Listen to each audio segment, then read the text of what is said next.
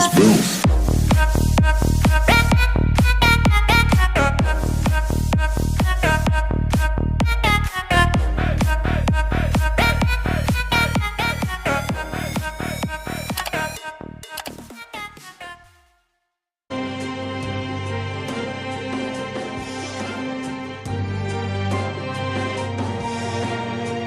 Yanındayım.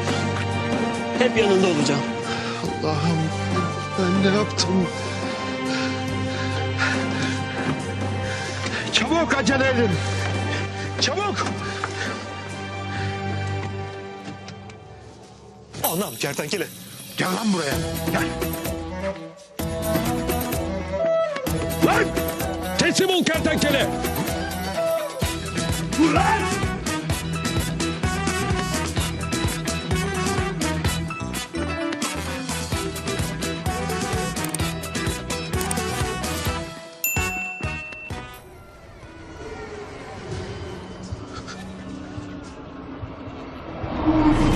Allah'ım! Kitabım amin! Asıl sen benden kork namussuz.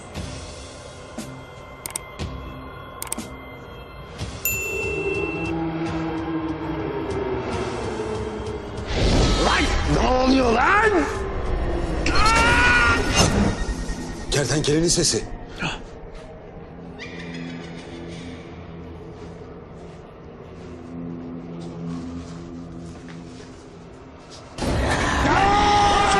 Amirim kurtarın!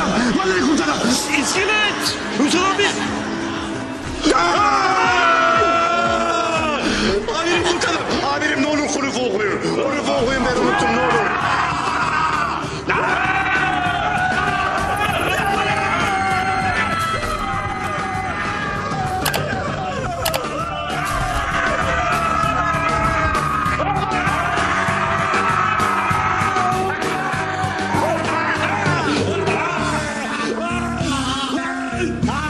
Oğlum kertenkele nerede lan?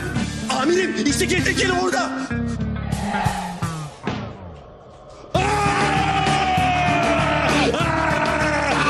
Ulan benden kaçabileceğini mi sandın gerizekalı? Suçlu ben değilim ya. Ünsal. Bu Semih suçlu. Sokrat'la işbirliği yapmış onu ensele. Lan ne alakası var? İftira atıyor. Sürüngen iftira bu. Lan! Ne oluyor lan?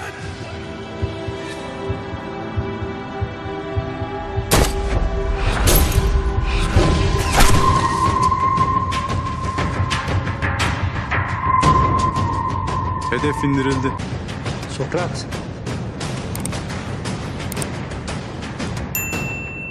Sokrat!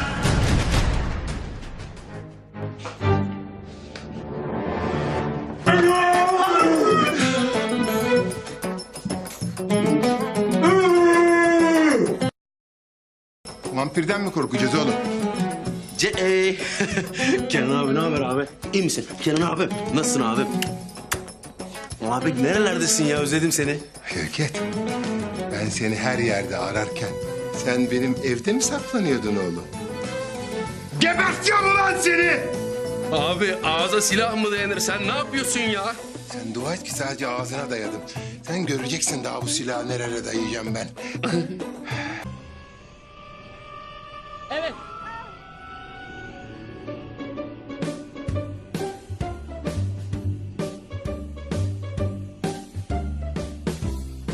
Bakma Gizem. Ne yapıyorsun ya?